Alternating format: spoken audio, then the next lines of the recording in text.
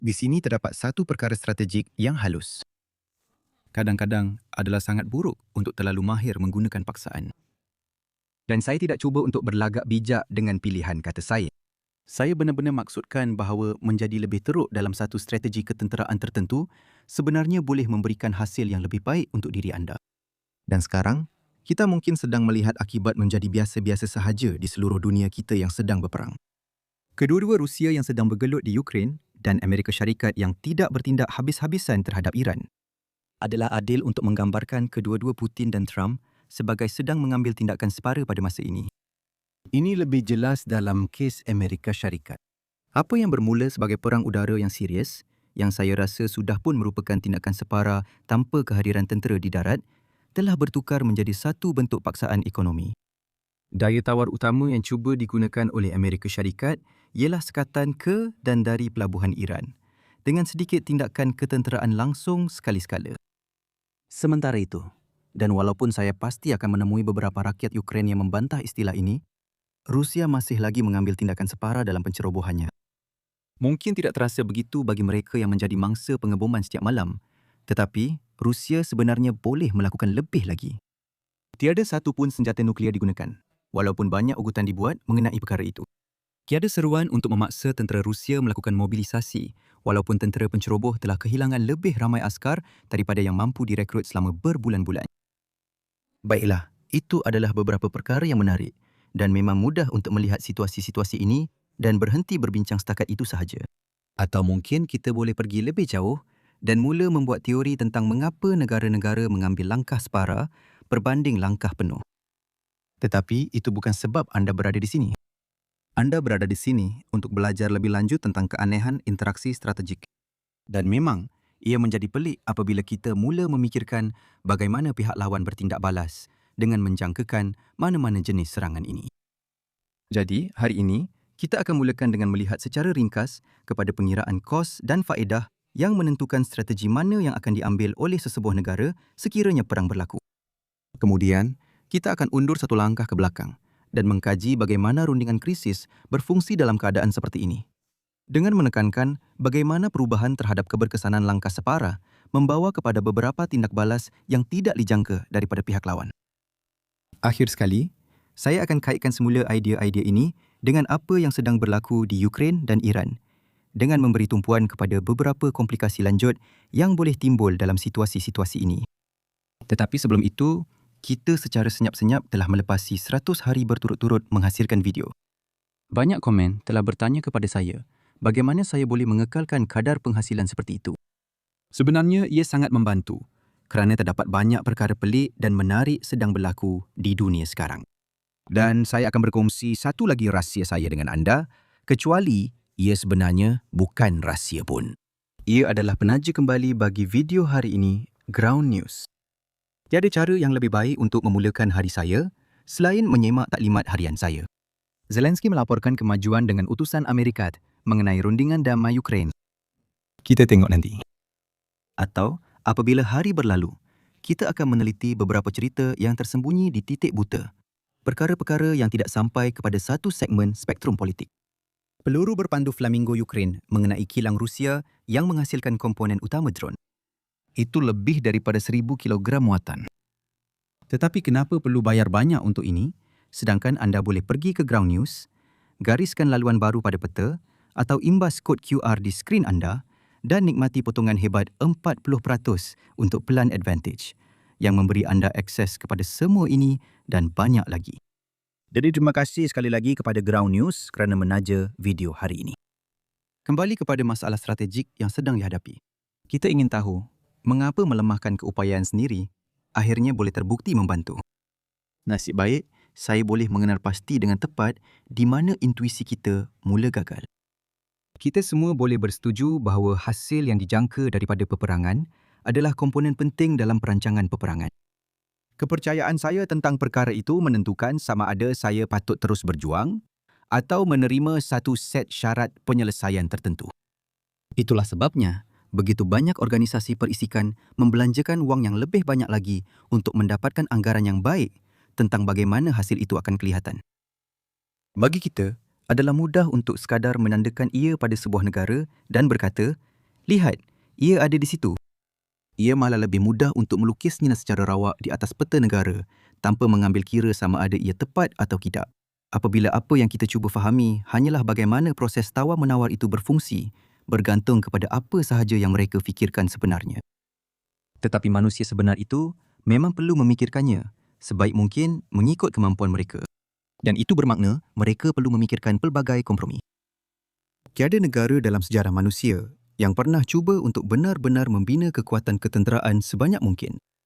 Anda boleh hampir mencapainya jika anda melihat kembali kepada Perang Dunia Kedua dan jumlah pelaburan yang luar biasa yang digunakan untuk pengeluaran senjata. Belum lagi jutaan lelaki yang digerakkan untuk berperang. Tetapi kebanyakan peperangan jauh lebih sederhana daripada itu. Kremlin, sebagai contoh, berusaha sedaya upaya untuk menunjukkan sikap seperti biasa di tanah air. Ia tidak sepenuhnya berkesan, sudah tentu. Tetapi ia cukup munasabah untuk membuat sesetengah orang menerimanya begitu sahaja. Sementara itu, di Amerika Syarikat, jika anda tidak pernah melihat harga petrol dan tidak menonton berita, anda langsung tidak akan tahu bahawa perang sedang berlaku di Iran. Maksudnya ialah, versi sebenar dan nyata bagi sesuatu hasil yang dijangka itu bukan sekadar dilukis di atas peta. Ia adalah hasil daripada berbulan-bulan perancangan, cuba memahami apa yang berkesan dari segi ketenteraan dan memahami kompromi kos sebenar antara satu pelan dengan pelan yang lain. Apa yang akhirnya anda pilih bergantung pada apa yang memberi anda kuasa paling besar dengan harga yang paling munasabah. Dan saya minta maaf kerana menekankan pengiraan kos dan faedah asas, tetapi percayalah, akan ada sesuatu yang mengejutkan sebentar lagi. Sebagai pemimpin negara kita, jeneral-jeneral saya telah menyerahkan kepada saya senarai pilihan ketenteraan. Setiap satu menghasilkan jumlah faedah yang dijangka yang unik. Setiap satu juga datang dengan jumlah kos yang berbeza. Jadi saya mempunyai satu siri nilai faedah selepas ditolak kos. Walaupun ini mungkin sudah jelas, saya harus memilih strategi yang mempunyai nilai terbesar dalam lajur ketiga ini, iaitu faedah tolak kos. Cukup mudah, bukan? Baiklah, memang mudah. Sehinggalah anda sedar bahawa terdapat komponen strategik dalam paksaan ketenteraan. Saya mengambil kira kedua-dua manfaat dan kos saya. Namun begitu, lawan saya tidak mengambil kira kos saya. Dia hanya mengambil kira manfaat saya kerana manfaat itu bersifat jumlah sifar. Semakin kuat pilihan ketenteraan, semakin jauh garis hasil jangkaan beralih lebih memihak kepada saya. Baik untuk saya, buruk untuk lawan saya. Sekarang, anda mungkin membayangkan bahawa salah satu pilihan dalam menu strategi saya sangat berkuasa. Saya pasti akan menang semua perkara yang dipertikaikan jika saya menggunakannya. Seterusnya, saya ingin memanfaatkan ancaman untuk menggunakan pilihan itu terhadap lawan saya agar dia gentar lalu tunduk. Kemudian saya boleh mendapatkan segala yang saya mahukan tanpa perlu membayar kos yang berkaitan dengannya. Itulah kelebihan besar menggunakan ancaman berbanding ganjaran. Apabila ancaman sahaja sudah berkesan, ia tidak menelan kos. Satu masalah yang berpotensi. Pihak lawan saya mesti benar-benar percaya bahawa saya akan mengotakan ancaman saya jika rundingan gagal. Dan walau seampuh mana pun strategi ini, kosnya adalah lebih besar lagi. Pihak lawan saya hanya akan mencabar gertakan saya, membuat saya kelihatan seperti orang bodoh dalam proses itu. Oleh itu, perkara yang benar-benar penting ialah pilihan yang terbaik dalam senarai saya. Manfaat tolak kos. Setakat ini, semuanya baik dan masih mudah. Tapi mari kita teliti pilihan saya dari perspektif lawan saya. Dia benar-benar tidak suka apabila saya memilih pilihan yang memberi manfaat tinggi. Jika kita akhirnya bertarung, itulah yang akan menentukan hasil yang dijangka. Dia akan dimusnahkan. Dan walaupun kita berpegang pada rundingan untuk menyelesaikan perbezaan kita, garis merah sebenar dia menjauh dari hasil yang dijangka itu. Bermakna saya mungkin boleh mendapatkan lebih banyak daripada dia dalam penyelesaian yang dirundingkan. Baiklah, sekarang kita boleh masuk ke bahagian yang betul-betul pelik. Bayangkan, menu pilihan saya hanya ada dua pilihan. Satu langkah separah dan satu langkah penuh. Langkah penuh, mengikut definisi, lebih kuat daripada langkah separuh. Lebih banyak manfaat dikaitkan dengannya. Sebaliknya, langkah separuh akan menghasilkan lebih sedikit manfaat. Ia juga mungkin lebih lambat untuk menghasilkan keputusan tersebut, menyebabkan kekecewaan kepada semua yang memerhati aktiviti itu. Akan saya terangkan lebih lanjut sebentar lagi. Fikirkan mana satu yang saya akan pilih berdasarkan kos langkah separuh itu. Nilai bersih langkah penuh saya tidak berubah mengikut kos langkah separuh. Jadi ia hanyalah satu garisan mendatar. Nilai langkah separuh saya jelas berkurang mengikut kosnya. Jadi ia condong ke bawah. Dan kecuali dalam kes remeh di mana langkah separuh percuma masih lebih teruk daripada langkah penuh, pasti ada satu kos yang membuatkan saya beralih antara kedua-duanya. Di bawah titik potong kritikal, saya lebih suka langkah separuh. Di atasnya, saya lebih suka langkah penuh. Sekali lagi, jika kita tidak hidup dalam dunia strategik, jelas saya akan lebih baik jika mempunyai langkah separuh secara percuma. Sama ada saya masih lebih suka langkah penuh, dalam hal ini soalan ini tidak relevan, atau saya lebih suka langkah separuh, dan saya akan mendapatkannya tanpa perlu membayar sesen pun.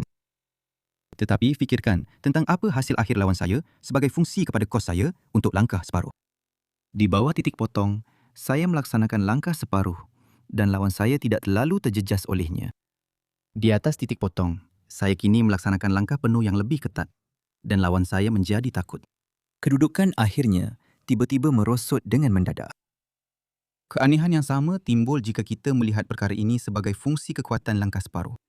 Dalam kes yang tidak remeh, apabila manfaatnya kecil, saya lebih suka langkah penuh.